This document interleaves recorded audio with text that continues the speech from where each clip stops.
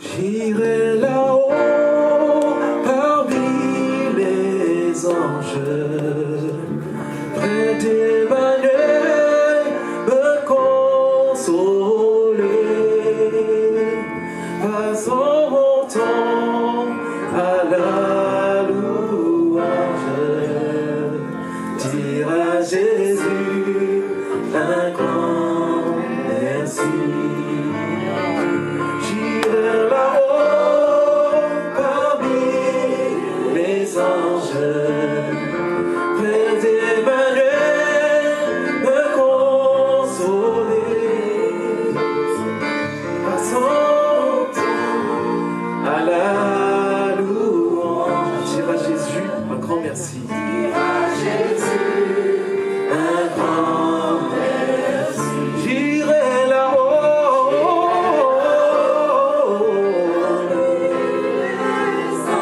près d'Emmanuel me consoler.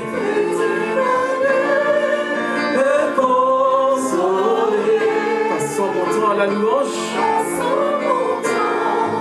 À la louange, dire à Jésus un grand merci. Un grand merci. Mais j'irai là-haut,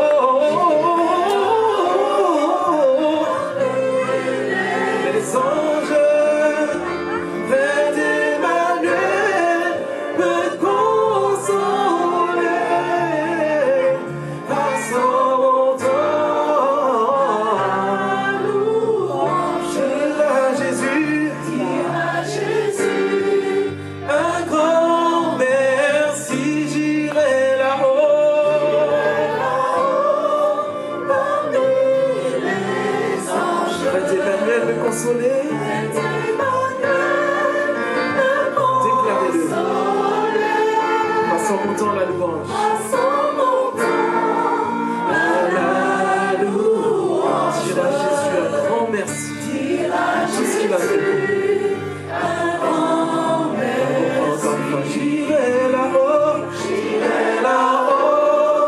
parmi les anges, près d'Emmanuel me consoler.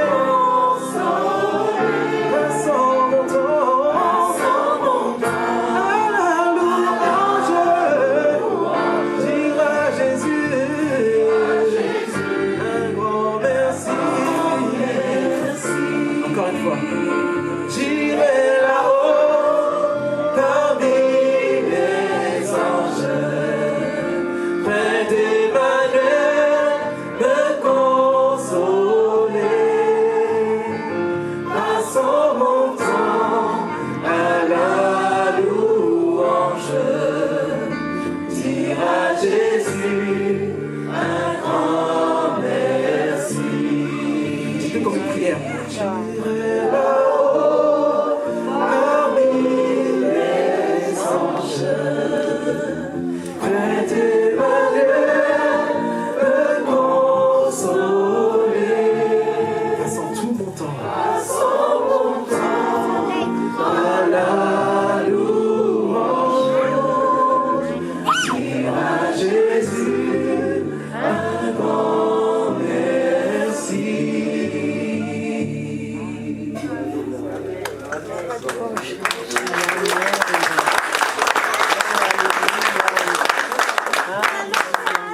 Gloire à Dieu. Est-ce que vous avez faim et soif? Vous savez, tout dépend de notre faim, la soif de Dieu. Est-ce que vous avez soif d'entendre parler notre Dieu à travers la bouche de son serviteur? La plupart, vous le connaissez. Ici, on peut dire c'est sa maison. Le pasteur Saïd Oudjibou, ici, aime beaucoup la France. Mais il se rappelle toujours qu'il y a un petit endroit à Normandie qu'il appelle toujours. C'est-à-dire qu'il appelle, je ne l'ai pas appelé, mais il est toujours attiré par cet endroit parce qu'il a ressenti la chaleur de cette église depuis des années. Et ça fait 20 ans qu'on se connaît On a travaillé ensemble à Mantes-la-Jolie et c'était tout au début que j'ai fini l'école biblique en 2000. En 2000, je suis rentré en 98 jusqu'à 2000. Et c'est à 2000 on s'est rencontrés à Paris et qu'on a commencé à travailler sur Mantes-la-Jolie. Et je bénis Dieu pour ce ministère que Dieu a accordé à la France. Pas simplement à Gisors. Infiniment, merci Lys, merci pour ta présence, merci de ton soutien. Effectivement, nous nous connaissons depuis quelques années. Et c'est un frère que j'apprécie, que j'affectionne particulièrement, qui est courageux, qui est valeureux. Merci également à La Louange, au groupe de musique. Franchement, vous m'avez musclé dans ma foi. C'est tellement bon de les entendre. Ils chantent pas, ils adorent, ils louent le Seigneur. Ils vous amènent dans des hauteurs spirituelles et ils déclarent. Mais ce matin, on a déclaré des paroles qui sont tellement puissantes, qui sont tellement fortes. À quel point, alors que j'étais en train de chanter, je m'appropriais ces paroles, je les proclamais, je les déclarais dans mon cœur, dans ma vie, dans mon ministère. C'est tellement important, alors qu'on adore, qu'on loue le Seigneur dans le monde visible et invisible. Dieu est capable de déclencher quelque chose, un séisme, un ouragan, un tsunami dans ta vie spirituelle. Il est capable de te réveiller, de t'extirper. Il est capable d'enlever ton manteau de deuil. Il est capable d'enlever ton découragement. Il est capable d'enlever ton défaitisme, ton négativisme. Là où le malin t'a muselé, bâillonné, là où la chauve-souris a mis le monde sur mute, la puissance du Saint-Esprit, avec un seul chant, il peut complètement te libérer. Et le peuple dit Amen. Merci, que Dieu vous bénisse. Je suis Saïd, d'origine marocaine, c'est pas de ma faute, ne me regardez pas comme ça. Ma femme est algérienne, on s'est mariés pour améliorer les relations. Je suis propriétaire de 2 enfants. Et très heureux de servir le Seigneur. Amen. C'est une joie, c'est un privilège. J'aimerais vous conduire dans 2 Chroniques chapitre 7. 2 Chroniques chapitre 7, verset 14, mais j'aimerais juste peut-être lire le verset 1 au chapitre 7. Lorsque Salomon eut achevé de prier, très intéressant, le feu descendit du ciel et consuma l'holocauste et les sacrifices, et la gloire de l'Éternel remplit ta vie, ton cœur, ta famille, ton entourage. Verset 14, il est écrit: si mon peuple, sur qui est invoqué mon nom,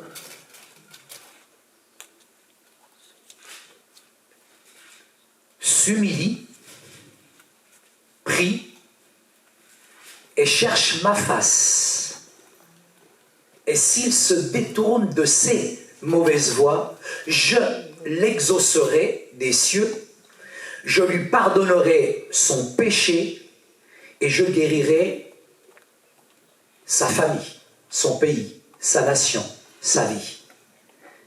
Salomon a continué la politique de son père David et il a construit le temple de Jérusalem, et sa sagesse était assez particulière. C'était l'un des hommes le plus sages. Et les paroles qui sont prononcées par Salomon dans cette dédicace du temple, il est quand même nécessaire de préciser que toutes les promesses qui sont parfois pour Israël, nous ne pouvons pas les appliquer pour nous, et inversement. Mais dans ce contexte-là, on peut en faire une application spirituelle, chacun d'entre nous, avec ces différents verbes qui sont listés. Dans ce texte, il y a des attitudes qui sont recommandées. S'humilier, prier, il y a une logique. Rechercher la face de Dieu, se détourner de ses mauvaises voies, et à partir de là, il peut y avoir un réveil personnel, individuel, qui n'est pas émotionnel. J'ai mis l'affiche sur mon Facebook, comment déclencher le réveil. Et j'ai rigolé pendant 1 semaine. Comment déclencher un réveil? Il y en a un qui m'a dit juste il faut le mettre à l'heure. Sérieusement, il y a du niveau, il y a du level, frère.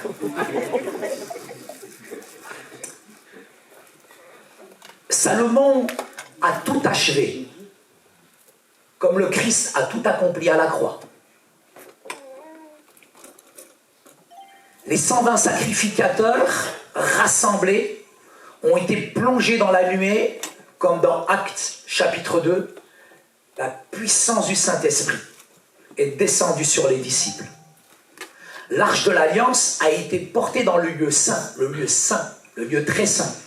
De la même manière que le Christ, aujourd'hui, il est dans le lieu saint, il est à la droite de Dieu et il prie et il intercède et vous avez le plus grand des avocats. Amen. À partir de ces principes spirituels qui ont été accomplis prophétiquement, je peux m'accaparer ces promesses qui sont dans le chapitre 2 de Chroniques, dans 2 Chroniques au chapitre 7. Le si mon peuple nous exprime une supposition qui n'est pas garantie quant au fait que finalement le contenu va peut-être exister. Si, à force de si, on peut en faire des stères de bois. Mais quand, dans l'instant T, quand, il est beaucoup plus affirmatif. Quand mon peuple, quand tu décides, quand tu prends position, quand tu prends autorité, quand le peuple, c'est beaucoup plus affirmatif et la probabilité, elle devient une éventualité qui est envisagée mais vraiment avec une certitude. Le peuple de Dieu, frères et sœurs, c'est celui qui lui appartient.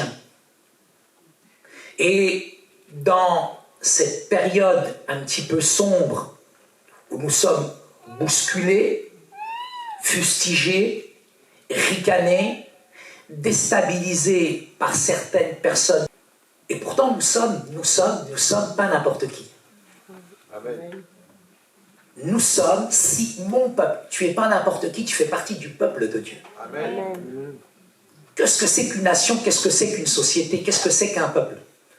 C'est un ensemble d'hommes, de femmes qui vivent en société sur un territoire qui est bien défini et ont en commun certaines lois, effectivement certaines coutumes et puis des institutions. Ça, c'est la définition classique de ce que c'est qu'un peuple. Mais quand Dieu déclare que tu es le peuple de Dieu, tu n'es pas n'importe qui. Amen. Là, c'est un ensemble de personnes qui vivent en communion, j'espère, spirituelle. Nous sommes établis sur un terrain, effectivement, mais celui de Nama, celui de la grâce. Et du précieux sang de Jésus. Et ce que nous avons en commun ce matin, c'est quand même des enseignements qui ne sont pas tirés d'une loi humaine, mais de la puissance divine de la parole de Dieu. Ouais. Elle a été écrite comme une base pour notre foi. Peu importe ce que les gens pensent et disent, nous savons qui nous sommes. Amen. Amen. Nous savons qui nous sommes. Et personne ne peut me déstabiliser dans mes certitudes. En tant que chrétien, je ne m'érige pas au-dessus des lois de la République, mais avant que la République naisse, il y a le décalogue. Je suis ni à droite ni à gauche, je suis au-dessus de votre pollution. Amen. Je ne rentre jamais dans un conflit, je sors du conflit. Le conflit est sain. Mais j'ai besoin d'une pertinence, j'ai besoin d'une intelligence, j'ai besoin de voir les choses avec acuité, avec discernement, avec force, avec conviction. Il y a des conditions à ça. Il y a des conditions à ça pour être le peuple de Dieu. J'habiterai, je marcherai au milieu de vous, je serai leur Dieu, vous serez mon peuple. Il y a une condition. Je serai pour vous un père et vous serez pour moi des fils et des filles. Et ça se résume, frères et sœurs, par un mot. Le réveil. Amen. La sanctification. Amen. La sanctification. Sortez, séparez-vous, touchez pas, quittez. Cette manière forte dont je m'exprime par la négative nous interpelle, elle m'invite à prendre au sérieux le fait que nous ne sommes pas n'importe qui ce matin, nous sommes le peuple de Dieu. Tu peux te moquer de qui tu veux, mais pas longtemps, tu vas te moquer de Dieu. Je suis très très honnête avec vous. Ce statut ne peut être conservé que si nous sommes attachés à lui. J'habiterai, je serai au milieu d'eux. Je rentre parfois dans des églises, je rentre dans des endroits, je rentre dans des chambres, ça sent la différence. Il y a une atmosphère. J'étais en Égypte au mois de décembre, je suis allé, c'est un homme de Dieu extraordinaire, je suis rentré dans sa chambre, j'ai foudroyé par la puissance du Saint-Esprit. Il y a quelque chose, il y a un parfum, il y a quelque chose qui se dégage. Ces promesses, elles sont pour nous. Le réveil spirituel dont on me parle aujourd'hui, parce qu'on nous parle de réveil. Mais avant de me parler d'un réveil qui est facile, où on se repose, où Dieu il fait tout, Zama, il y a un réveil qui est personnel, qui est individuel, que tu dois vivre toi-même. Amen. Amen. Et j'ai eu des périodes de réveil. Mais avant de rentrer dans ce réveil, ne parlez pas de réveil sans réforme, sans brisement. Pasteur Lee, j'ai été cassé, j'ai été brisé, j'ai été détruit.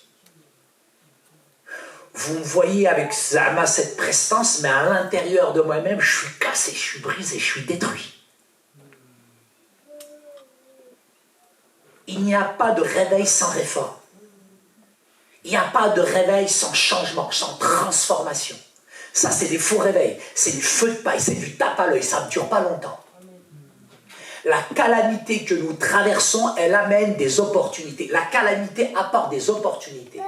Et cette période de turbulence que nous traversons, c'est pas une malédiction, une sanction divine, comme le prétendent certains prêcheurs, prédicateurs, mais c'est un clignotant orange qui s'allume, le réservoir de ta voiture, il est en train de s'allumer, et il dit, frère, t'as plus que 25 bornes à faire.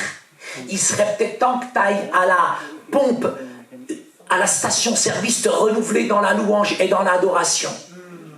Et quand le frère, il chante, quand la sœur, elle chante, ils sont là véritablement pour te donner, frère, du carburant bio.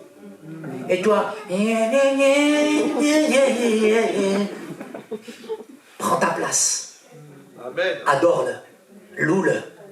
C'est une station-service, là, frère. Elle est gratuite. Arrête de faire le crevard, c'est gratuit.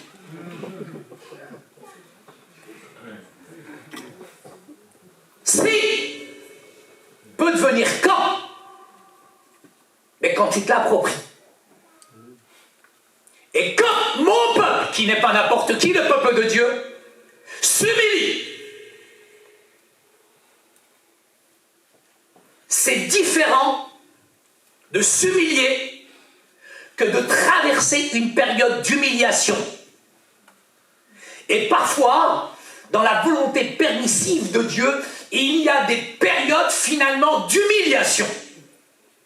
Être humilié, c'est le résultat de circonstances, d'événements qui mettent complètement en évidence notre péché, notre faiblesse. Et toutes les carences qu'une personne peut produire par l'action finalement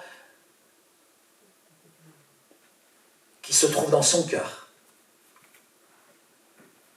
Parfois, je peux passer une période d'humiliation où Dieu volontairement va me faire passer par ce chemin-là pour extirper, pour montrer, pour briser, pour nettoyer, pour émonder toutes les choses qu'il y a à l'intérieur de nous, mais il ne le fait jamais pour casser, jamais pour briser, jamais pour te descendre, ça sera toujours pour t'élever plus haut, plus haut, plus loin, jusqu'à qu'un jour tu puisses franchir la ligne d'arrivée.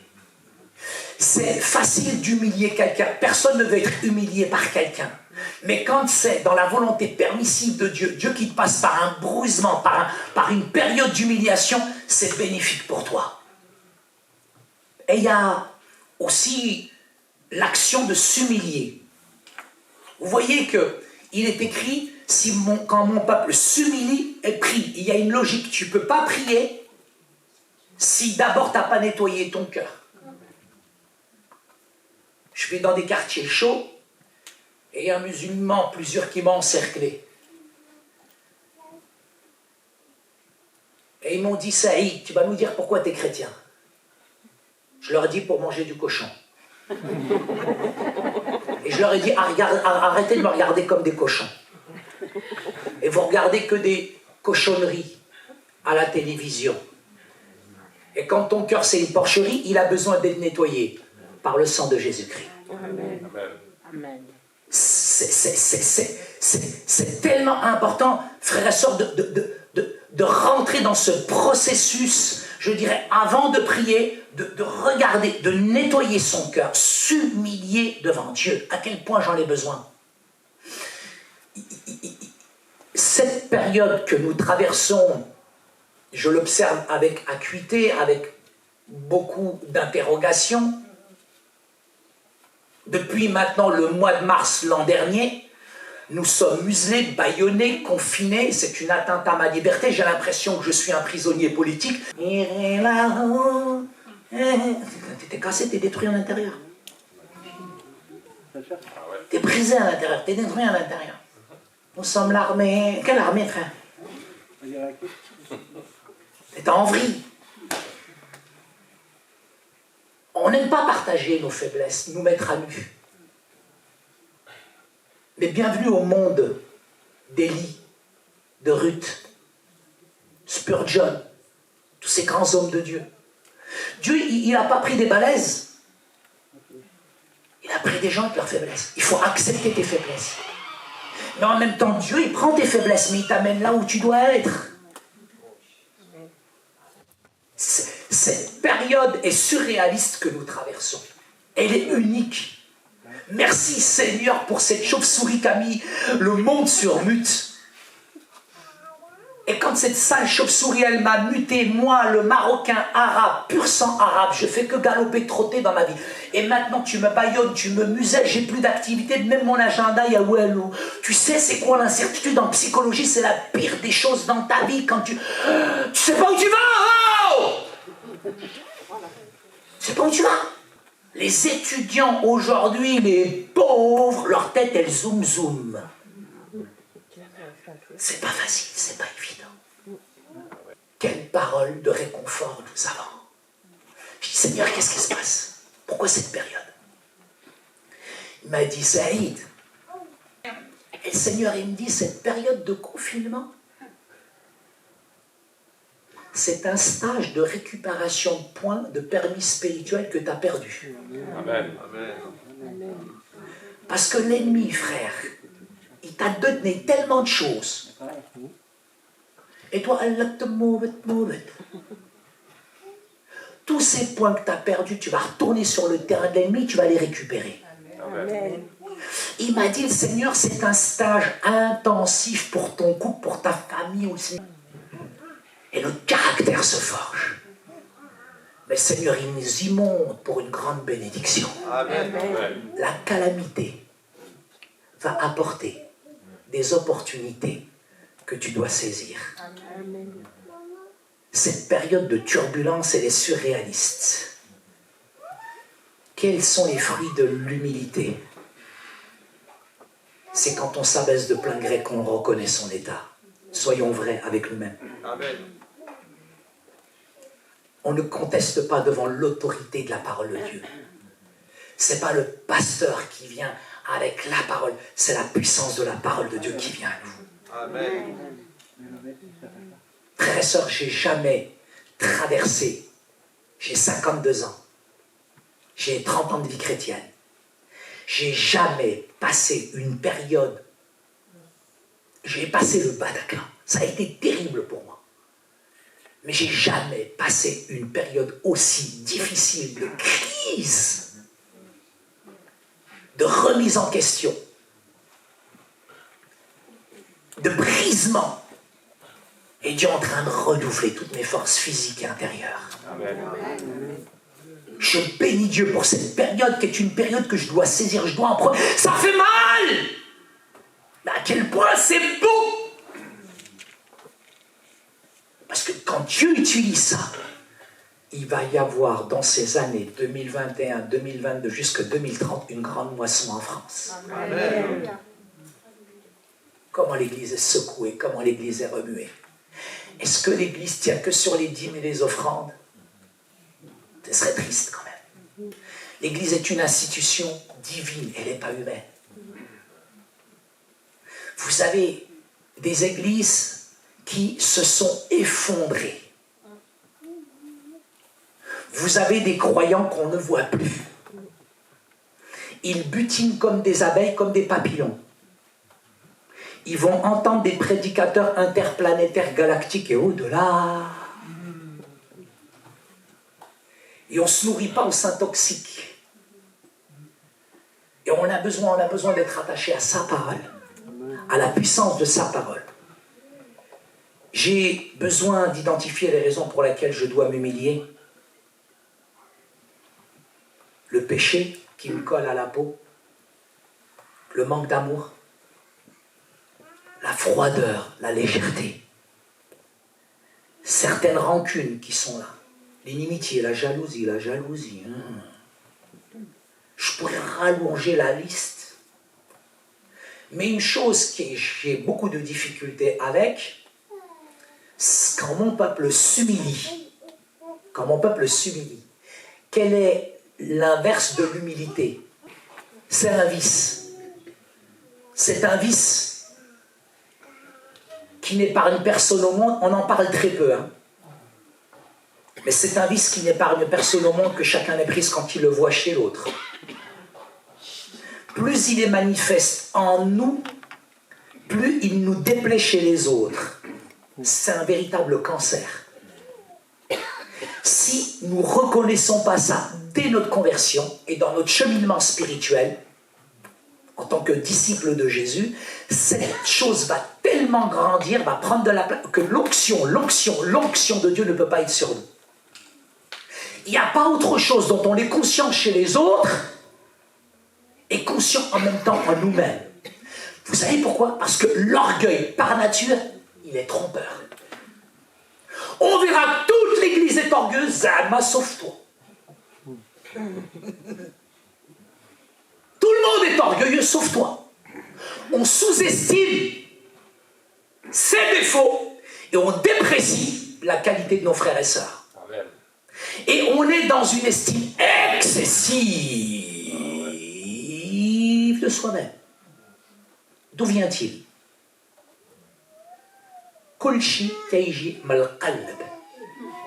Tout vient du cœur. Car c'est du cœur, écoutez bien. Marc chapitre 7 verset 14, car c'est du cœur des hommes que sortent quoi? Les mauvaises pensées, prostitution, vol, meurtre, adultère, cupidité, méchanceté, ruse, dérèglement, regard envieux, blasphème. Et écoutez bien, la parole elle est logique. Orgueil et folie. Et l'orgueil rend fou.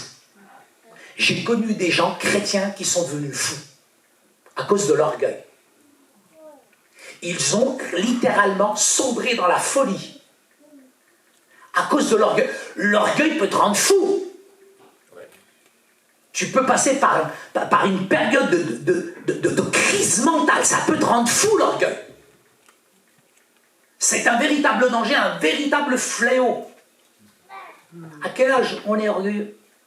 David, quand je regarde dans 1 Roi au chapitre 1, versets 5 et 6, il a négligé son successeur Adonia. Lui, Adonia, il a pensé que finalement la succession allait lui revenir d'entrée. Mais pourquoi? C'était la faute de qui? La faute de David qui n'a jamais repris son fils. Moi, ma fille, à 2 ans, elle est venue me voir, elle me dit, papa, à l'Assemblée nationale, ils ont voté une voix que tu ne me frappes plus. Je dis, je l'ai tasé là-bas pendant 3 jours.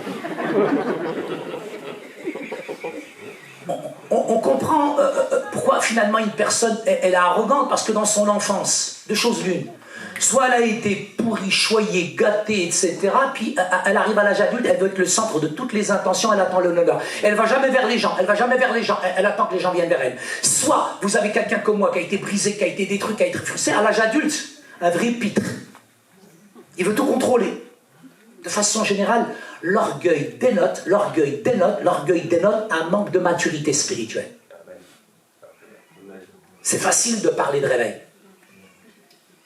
Mais appuie sur le bouton de l'orgueil. Vous avez dans 2 Rois chapitre 14 verset 3 une histoire intéressante, c'est Amasia. Il fit ce qui est droit et il bâtit 10 000 Édomites. Mais dans sa victoire, il s'est enorgueilli. Au point d'aller s'en prendre à ses frères et sœurs. Le roi Joachim va dire, hey, tu t'élèves, jouis de ta victoire et reste chez toi. C'est pas parce qu'on a des victoires sur nos passions, sur nos vies, c'est pas parce qu'on a des victoires spirituelles qu'on est supérieur aux autres. Et de grâce, encore moins avec les rétrogrades, ne vous en prenez pas à eux. Celui qui est debout, prenne garde de ne pas.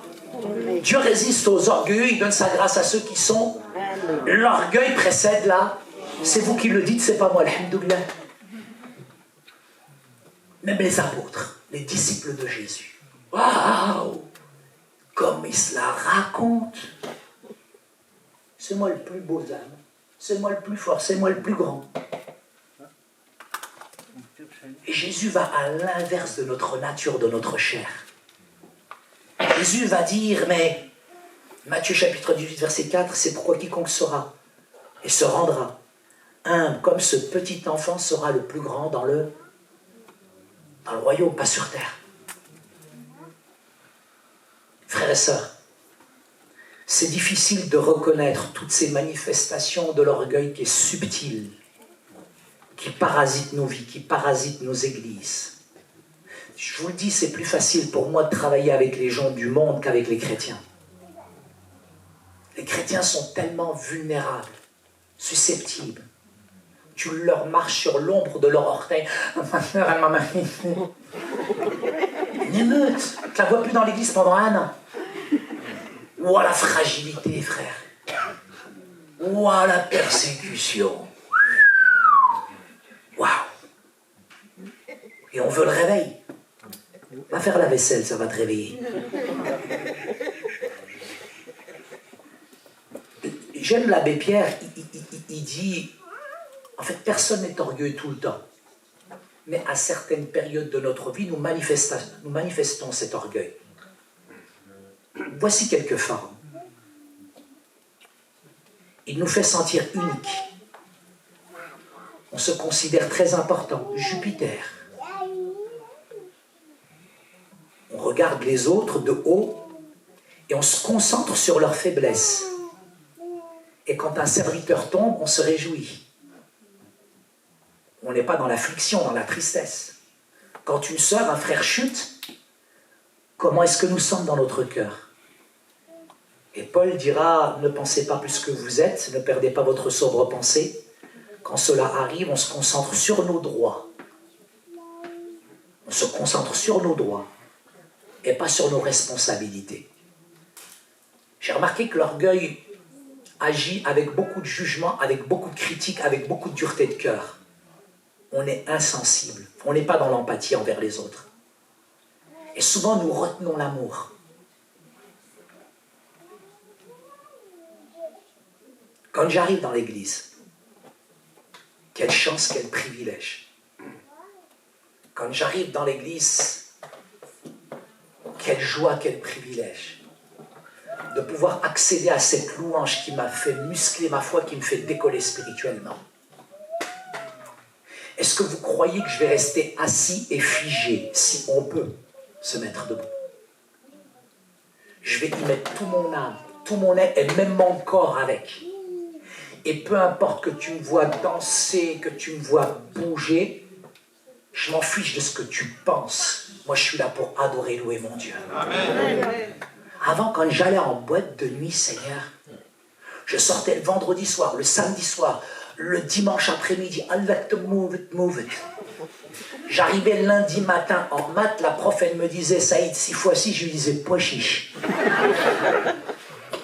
Et là, le Seigneur, il me donne 30 minutes d'adoration, de louange, et je vais pas rentrer là-dedans. Vous savez à quel point la louange pourrait prendre une autre dimension si on arrêtait de penser ce que les autres pensent, plutôt ce que Dieu pense, et que tu puisses, la Wi-Fi spirituelle, la connecter avec le ciel. Juste ferme tes yeux, rentre dans la présence de Dieu. Je vous assure, il y a quelqu'un la semaine dernière, il m'a dit ça.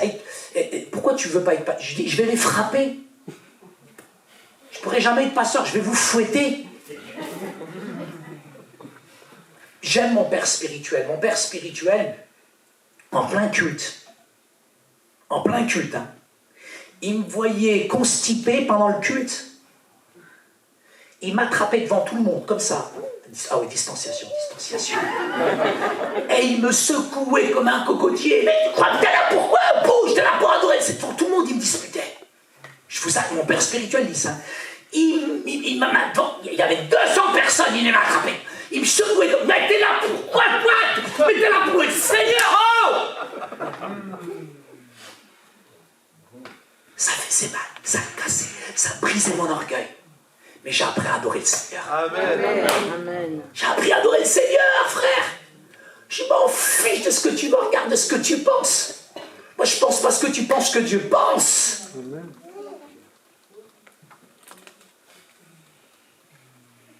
On n'admet pas facilement nos erreurs quand on est orgueilleux. Hey, tu me reprends, mais t'es qui toi? Ben, c'est le pasteur, respecte un peu.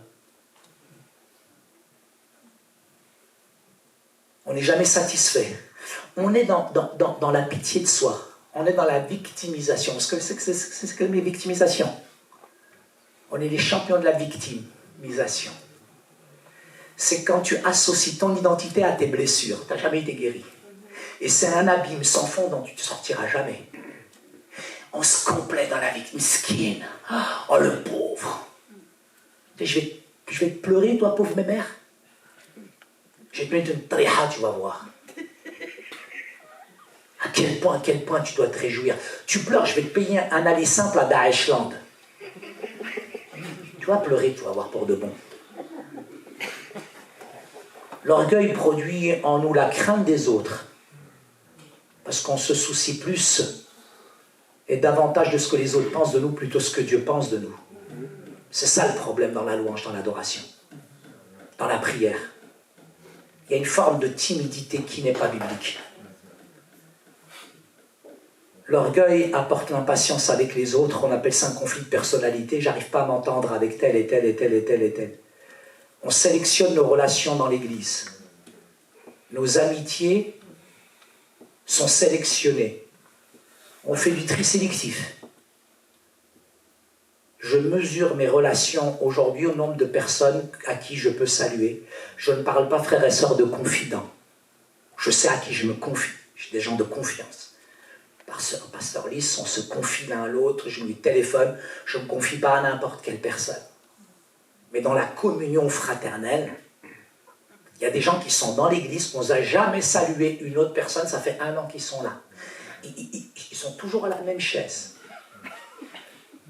Il a l'impression qu'il l'a payé la chaise, elle a sa grand-mère la chaise. Ah, il est grave, tu m'étonnes qu'il est grave. Je vais être marave, il est grave. Il n'y a pas de choses comme ça dans le corps de Christ. Les pieds ne peuvent pas dire à la tête, j'ai pas besoin de toi. Sur la compréhension de la parole de Dieu, frères et sœurs, l'orgueil nous conduit à nous appuyer sur notre propre compréhension de la parole de Dieu. Parfois, on a la conviction d'être infaillible dans notre opinion. On se croit capable de discerner, d'interpréter la parole de Dieu, la volonté de Dieu. Et lorsque quelqu'un vient avec, je dirais, une parole pour nous, on ne comprend pas.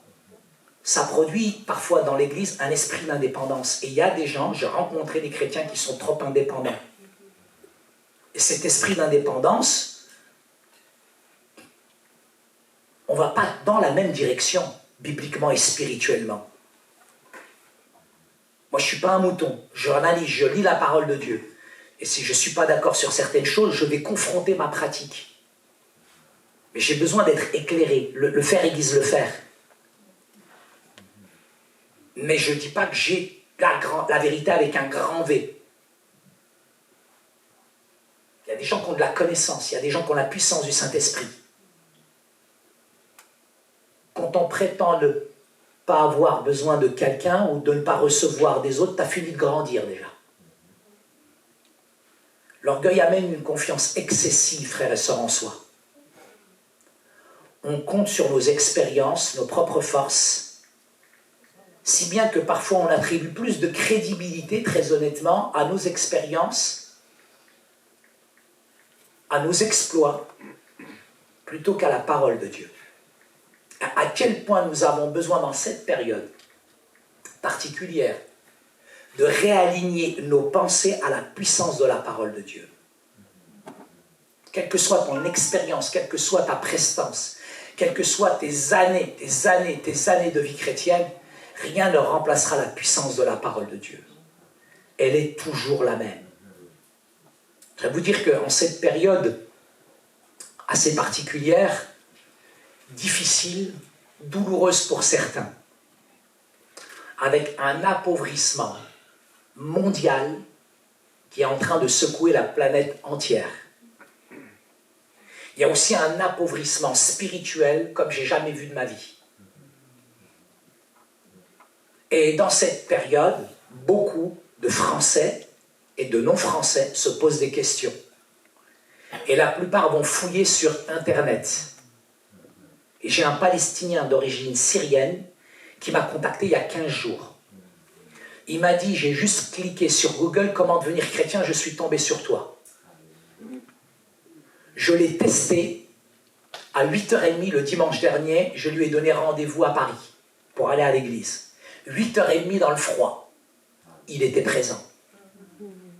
Ce que je veux, c'est pas une masse, une quantité, mais je veux la qualité du cœur. Amen.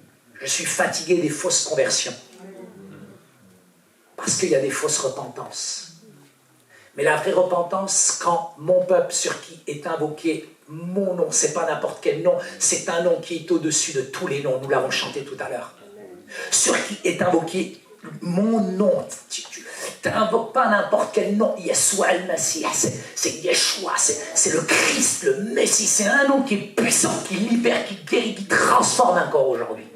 Quand mon peuple sur qui est invoqué mon nom s'humilie, s'il prie alors que nous prions, tu peux rester plusieurs jours sans manger, mais tu ne peux pas rester un seul jour sans prier. Amen. Tu peux rester plusieurs jours sans manger. Amen. Tu peux faire le spirituel, tu peux faire la tête fatiguée, mais tu ne peux pas rester un jour sans prier. Et quand on prie, quand une église prie, quand une église adore, quand une église intercède, dans le monde visible et invisible, il y a des choses extraordinaires qui se déclenchent. Quand mon peuple sur qui est invoqué mon nom s'humilie, il y a une logique, après tu peux prier, et on va aller plus loin. Recherche quoi? Tout à l'heure, quand je suis arrivé, le pasteur Lys, il m'a dit, Saïd, tu ne peux pas rester là, tu ne peux pas tourner le dos à l'église. Ce sont nos péchés qui nous cachent sa face. Et Dieu, il a besoin que tu le regardes face à face. Je découvre quelqu'un, juste comme ça, même si tu as un masque, ton visage, ton regard, ta face, elle est belle, frère. La joie qu'il y a sur lui. Mais chercher la face de Dieu, ça ne veut pas dire prier, Lys. Tu peux prier, Amen, Alléluia. Tu vas chez Lidl, tu arrives à la caisse, il paye la note. Alors recherchez la face de Dieu.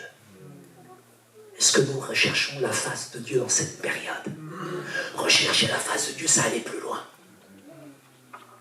C'est regarder, dévisager. Parfois, nous tournons le dos et on ne peut pas voir la face.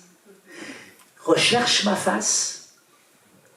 Et le texte nous dit, se détourner de ces mauvaises voies. Il y a des voies qui sont glissantes, qui sont dangereuses. Essayons de regarder dans quelle voie nous sommes. Se détourner de ces mauvaises voies. Il y a des voies dans lesquelles je me suis embourbé. Il y a des voies dans lesquelles finalement je me suis conforté. Il y a des voies dans lesquelles finalement j'ai pensé qu'elles étaient bonnes, mais elles se sont tellement érigées en dogmes qu'elles ont pris des allures de vérité et que c'est difficile à déloger. Il n'y a qu'un déconditionnement de la puissance du Saint-Esprit qui peut nous libérer de ça. Parfois on croit qu'on est dans des bonnes voies, Zama, mais tu n'es pas dans une bonne voie. Même spirituellement parlant, il y a des voies que nous prenons, des travers dans notre vie spirituelle. Nous nous croyons spirituels, mais finalement c'est humain, c'est charnel. Et on pense qu'on est spirituel, mais on est complètement en décalage et puis on fait des dégâts autour de nous. Il y a des mauvaises voies spirituelles dans lesquelles nous sommes. Nous nous croyons spirituels, nous sommes en décalage. J'aime pas les gens qui ont trop la tête dans les nuages. Il faut être vrai. Vrai avec nous-mêmes, vrai avec les autres. Il y a des voies qui sont trompeuses, il y a des voies qui sont tortueuses. Et si tu déclares ce matin, quand le peuple, sur qui est invoqué le nom, s'humilie, tu peux faire ça toute cette semaine, en rentrant ce soir, après le culte, un moment de silence, reprendre ce texte. Seigneur, quand mon peuple s'humilie, prie, cherche la face de Dieu, se détourne, il y a des logiques de mauvaise voie, là, je l'exaucerai d'où? Des cieux, je pardonnerai son péché et je guérirai son pays. Et là, tu peux passer par un processus de réveil extraordinaire, où tu vas devenir une dynamite explosive, pour toi-même d'abord et pas pour les autres, pour toi-même d'abord. Où le Seigneur va changer, transformer ton tempérament, ta vie spirituelle. C'est une période qui est difficile, une période de brisement, une période de changement, une période de transformation. Mais la calamité appelle toujours une opportunité et des grandes bénédictions par la grâce de Dieu. Amen. Ce matin, adore-le ce matin, loue-le ce matin, crie, hurle ce matin, danse ce matin, danse, adore-le, libère.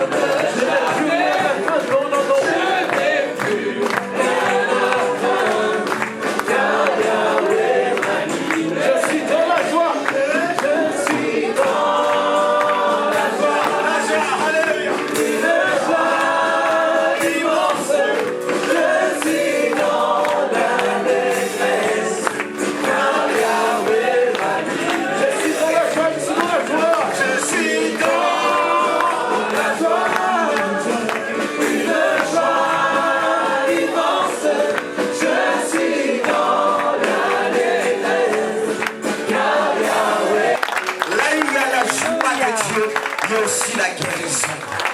Là où il y a la joie de Dieu, il y a aussi l'amour. Comme nous l'avons entendu, l'humilité, quand on s'humilie devant Dieu, ça produit la joie, parce que ça produit le pardon, ça produit la paix, et je pense que Dieu veut toucher. Comme notre frère a dit, c'est pas simplement prier, mais chercher la face de notre Dieu. Il a dit, ça ne suffit pas à prier.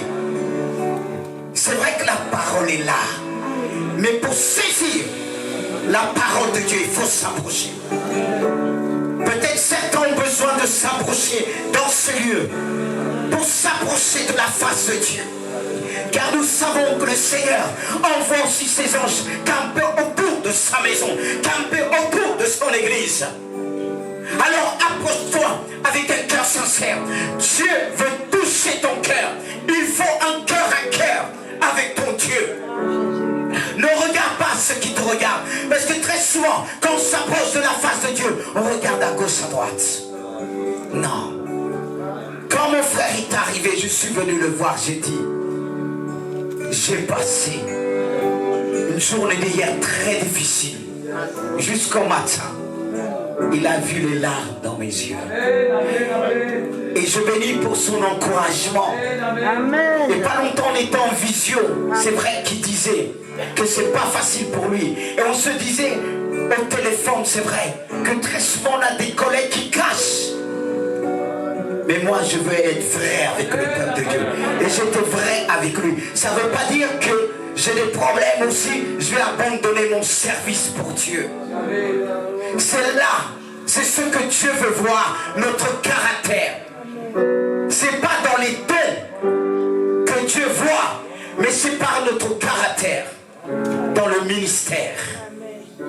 C'est pas toujours évident de conduire un peuple, mais combien même ça va pas, on doit être là. Et je pense beaucoup ont besoin de rencontrer Dieu. Et pas longtemps, c'était dimanche qu'on a parlé de la nouvelle naissance. On se disait, mais est-ce qu'il y a des véritables conversions dans la maison de Dieu? Parce qu'il y a trop de caprices. Pour rien, on abandonne. Et on se pose des questions. Est-ce qu'il y a vraiment des réelles conversions? C'est dimanche, on se posait des questions avec ceux que je prie avec. Je dis même, il y a un problème. Il y a un problème dans nos désirs. On le voit à travers la crise. On est tous passés au pressoir. Et Dieu voit la foi en nous. Alors mes frères et sœurs, c'est vrai qu'on a chanté la joie de Dieu. Mais Dieu veut manifester sa joie pleinement en nous. Amen. Il veut un peuple vrai. Il veut un peuple intègre. Amen. Je dis toujours, mes enfants, je vais être tel avec vous, tel que je suis à l'église et à l'intérieur de la maison. Pour s'accorder, parfois il faut des années. Et les petits jeunes qui se marient disent, oh, il m'a dit, mais si tu savais.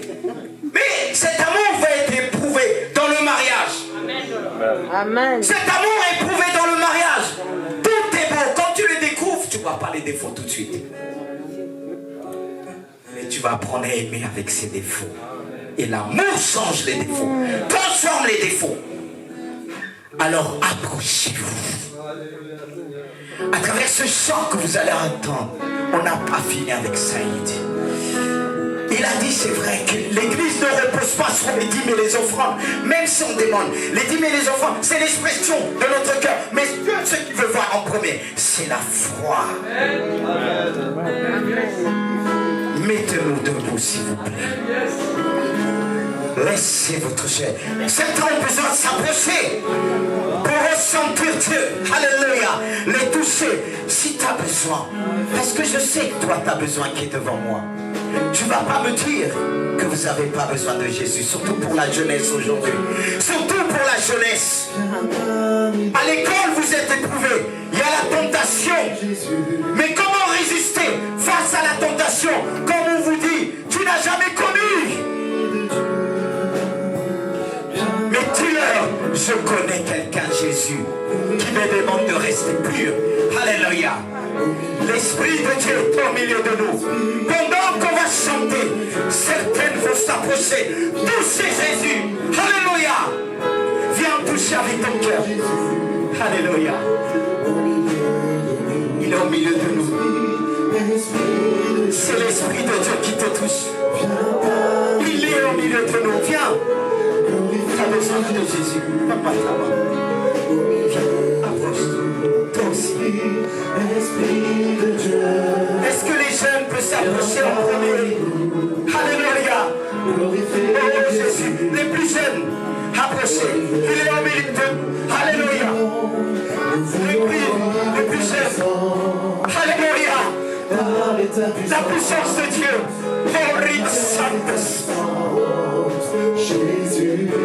Peut-être demain on ne sera plus là, nous. On ne sera plus là.